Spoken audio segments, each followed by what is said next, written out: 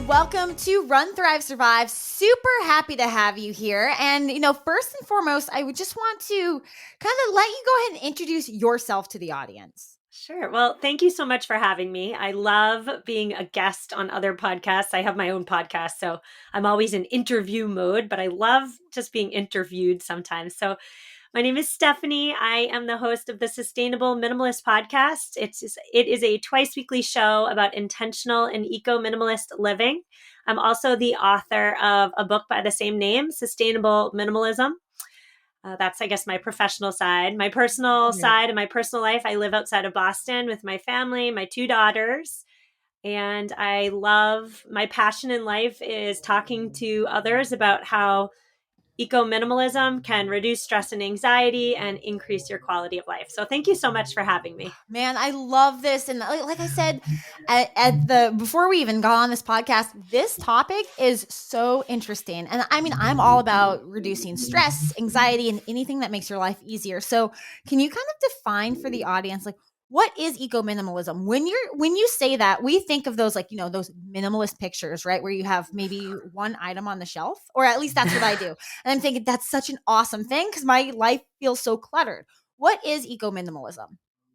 Well, that's a great question. And before I answer that, I just have to say that, minimalism can be whatever you want it to be. I think on Instagram, on social media, minimalism is about having like one thing on a shelf or no couch or 2 cups. And that's fine for some people. That's not what minimalism is for me, especially with 2 children with a lot of junk. So minimalism is the intentional choice to live with less stuff. I would even go so far as to say it's about curating the items you have in your home for quality as opposed to quantity. And when I started out on this minimalism journey, I felt extremely overwhelmed, had a lot of anxiety. I was a new mother. My infant daughter had a lot of stuff, a lot of dresses, I don't know why I remember the dresses, but she never wore any of them. And they were all just hanging in the closet, everywhere. Dozens. And I don't think she ever wore one of them. Clothes, gear, toys. And I didn't have any free time. I had a lot of stress about taking care of a child and keeping her fed and happy and healthy. And the free time I did have was spent organizing, managing, finding places to put all of her stuff. We lived in an 850 square foot apartment in Boston. We didn't have storage.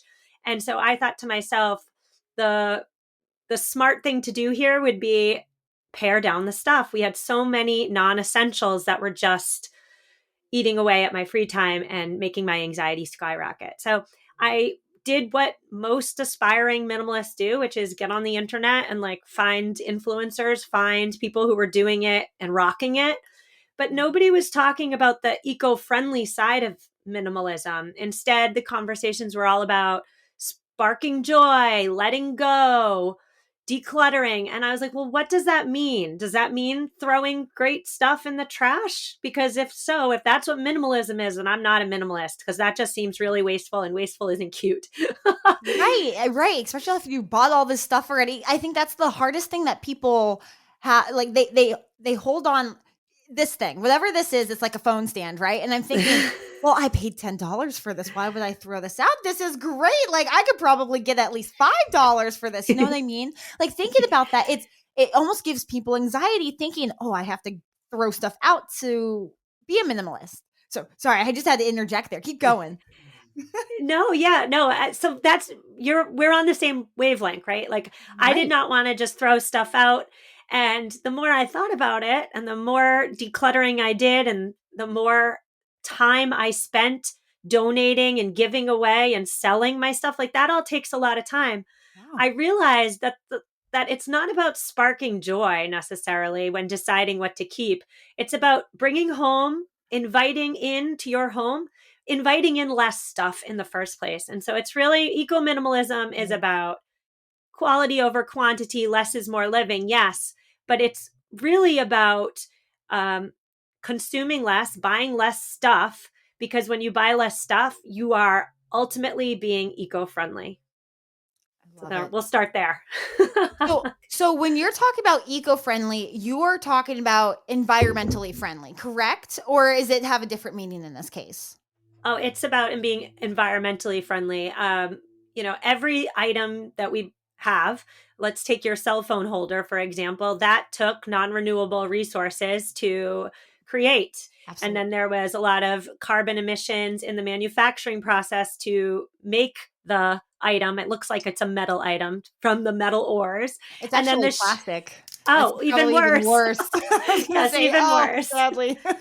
So plastic takes fossil fuels to create. We're extracting fossil fuels. When we create something out of fossil fuels, carbon is emitted into the air, warming our already warm planet. So if we just don't buy a lot of stuff that we actually don't need, we're being eco-friendly. That's an eco-friendly practice. And then when you have less stuff in your home, I'm sure we're going to touch on this, but Right. You have less stress, you have less anxiety. And I believe I've found in my own life that you can really tap into those moments of real happiness when you have less Absolutely. stuff. Absolutely. And especially in a culture that's become very materialistic in everything that we do. We love the next new iPhone. We love the next new iPhone charger, and we have to buy everything separately now, which is kind of nice. Like Apple's changed up what they've done a little bit, but we always love that next new thing. Now, I want to ask you, what does this lifestyle look like to you now? Like, obviously, you're not afraid of buying things, but you buy things when necessary. How did that, what does that look for you now? So I should say in my previous life, I bought things that I know. I would say that, I was a very unconscious consumer. I bought clothes that looked good on a mannequin and hoped it would look Oh, good yeah. on me. I shopped online and swiped right because my credit card information was saved. I didn't look at the materials used or where it was manufactured. I didn't do any of that. I just bought what I wanted because, money money's not falling from trees, but I mean, we're an affluent society. We have more money than most. And so we don't, Right. many of us don't have to think about the financial implications. We just buy. These days, shopping is much more intentional, I would say. I think long and hard about whether I need something. And if I do need it, can I get it from alternative means? Can I buy it secondhand? Is somebody giving it away in my community? If I have to buy it, can I buy it from a small maker, a local business instead of Amazon? And I really just try and break down the process of buying into smaller and smaller chunks to make sure that when I do spend money, I'm spending money in a way that creates the type of world that I want to live in. I love that because it's so true, especially the small business portion. I just want to highlight that because I'm a huge small business advocate myself. This entire Christmas season, I keep pushing, if you're buying gifts for somebody, try to find a small business, because if you're helping a small business, you're allowing somebody's dreams to come true with the business that they created. So that's extremely important. I love that. Now, Mm-hmm. I want to get into more of the psychological impact that bringing less stuff into your life creates. What have you seen? Because I'm sure you're helping and coaching people through it yourself, through your podcast. What kind of feedback have you gotten from people, or what kind of feedback have you gotten from yourself with that psychological impact, the reduced anxiety? Maybe it's even like really helped bring clarity to a lot of people. What does that look like? Yeah, so great question. I'll answer from my life personally, but I will Yeah. say that everybody else I've talked to who's gone down this minimalism journey has said the exact same thing. Like, I've never met a minimalist who's had negative things to say about the lifestyle. So I will say that um, I mentioned before that before finding minimalism, my anxiety was through the roof. I am in charge in my marriage and my household of the household maintenance. So putting stuff away, cleaning, organizing, decluttering, like those are all household juggling Absolutely. aspects that fall on my shoulders. And in many households, the household maintenance still traditionally, even though it's 2021, falls on the woman. And so the stuff took up a lot of time, managing it, organizing it, putting it away, cleaning it, calling for maintenance for certain things. It Yeah. ate away at money. I cringe now. I wish I had a number to put on all the junk that we bought that we never needed. We just bought because the neighbor had it. The I would say another aspect to pre-minimalism life was that my husband and I, there was a lot of unnecessary tension because I was always frustrated when he didn't put his stuff away, or I was always frustrated when he Oh, brought something into the house and then expected me to like manage it. So minimalism for me has resulted in more free time, more savings in my bank, less stress and anxiety, and more opportunities for me, like on a Saturday, instead of cleaning up the house. I mean, I still have to tidy, let's be honest, but like instead of tidying the house for 6 hours, I can tidy for one and have 5 hours to do what I want with the people I love. So those are the main benefits I've experienced. And I would say that most, if not all, minimalists also experience. wow. It seems like everybody's dream though, just to have one thing that gives them more time because for most people, which is funny, it's a very huge spot of contention or tension where people will literally uh, I'll give myself for example. If my house is out of order. I mean, I can't think of anything but my house being out of order. And right now, like I've been moving stuff out and just trying to like declutter myself, and it's messier than ever because now things don't have homes, and it's my anxiety is absolutely through the roof. So, if you were giving somebody advice, how does somebody be just take that first step into becoming a minimalist? Because obviously we can't just all dive in. Some people can, and they're really awesome at that. But other people are like, okay, hold on. I need my first step, and I need to see if I can even do that. Yeah. So what you're speaking to there is visual clutter. A lot of us feel when our living spaces are untidy, when everywhere we look, there's a mess, there's a problem, there's something Yeah. calling for our attention.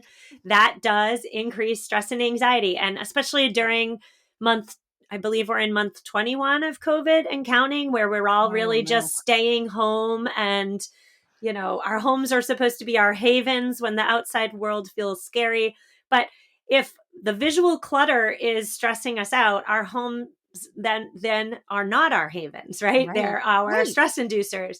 And so for step one, for anybody who says, "Ooh, this sounds good, but I'm not ready to just, declutter my whole house," I say, "Hey, I'm with you." First, start by asking yourself, well, does your clutter or does your stuff, it doesn't even have to be clutter, but does your stuff stress you out? Sorry if you heard that. Oh no, I didn't. Okay, so let me just say that again.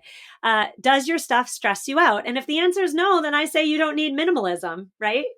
like, That's a good way to go. I actually love that. But what if yeah. the answer is yes? Well, if the answer is yes, then see if you can start in a small space. So see if you can start in the space where you spend a lot of time. Start by clearing off your countertops. Maybe you don't make any decisions about your stuff. Maybe you just clear off your countertops and see how that feels. Uh, if that feels great, which it probably will, because you just reduce that visual clutter, then I always suggest if you're ready to like declutter a space and like make some decisions about your stuff, start in a non-emotional space. So that to a lot of people is the linen closet or the bathroom, because there's no sentimental tugging at your heartstrings items in Right. those places. So if you're going to your linen closet, you could probably declutter your linen closet in 10 minutes. Get rid of anything that's ripped or stained. Um, a great rule of thumb, I would say, is that for traditionally, any bed in your house needs to have two sets of sheets. One sheet is on the bed, one sheet's in the closet or in the wash, and that's it. Now, if you live in Oh, Boston like I do and it's cold, you might need a third like set of flannel sheets. But for the most part, every bed should have two sets of sheets, not 10. Growing up, my mom had like 10 sets of sheets for every bed. That doesn't make any sense.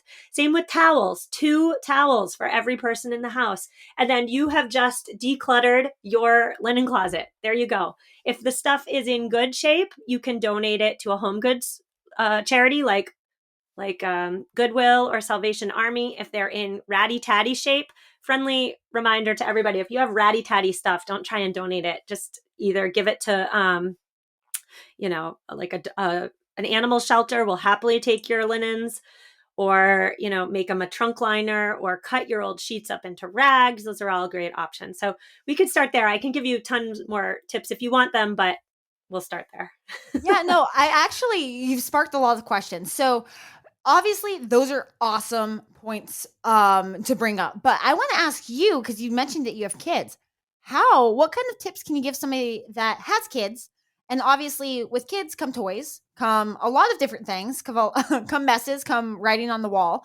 How would somebody start there, especially when they have young kids? Like, would you recommend giving away toys, or how maybe a different way of organization? How would that go?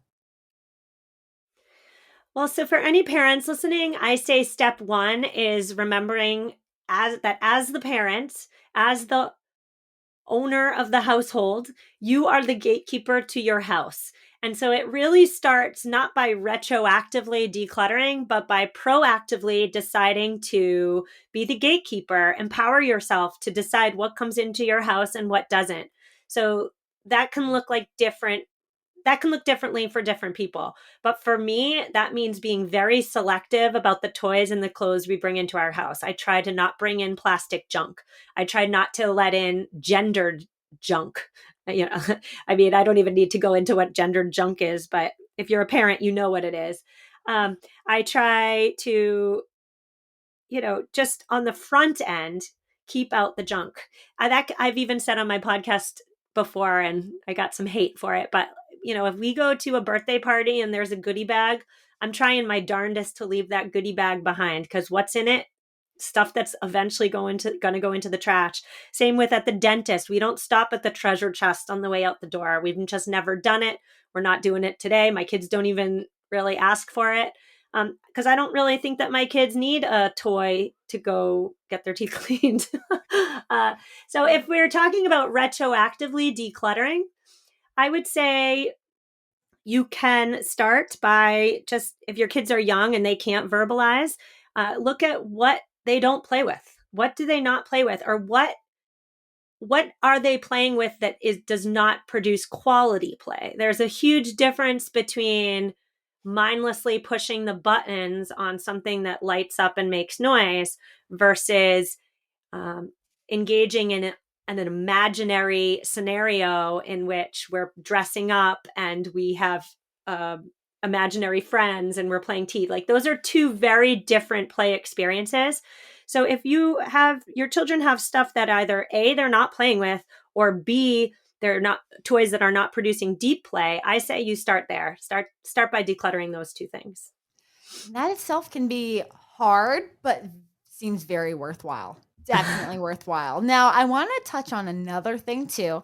And I mean, going along with the lifestyle, how about kind of the minimalist lifestyle for, decluttering what's on your mind? How has this helped organize it? Maybe you organize things differently in your mind now. I know it sounds weird theoretically speaking, but there's got to be now a new framework that you've created for the way you think about things and organize maybe your to-do list, your calendar. How does that look?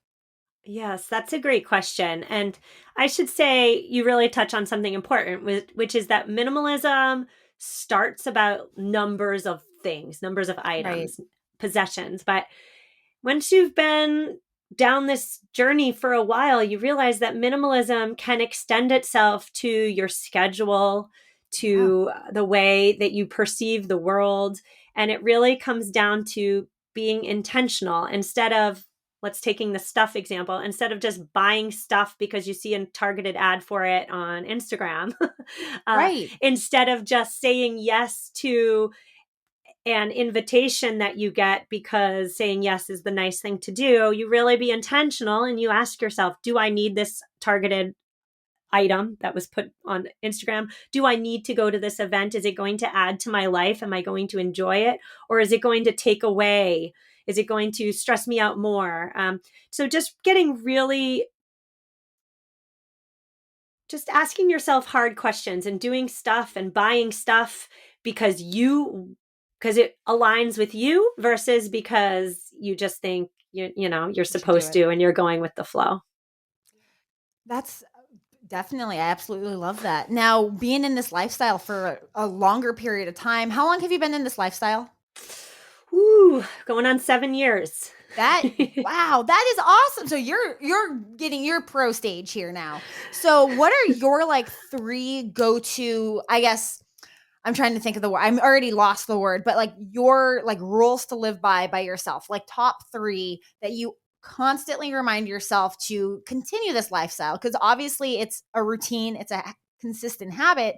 It's not just you woke up one day like this.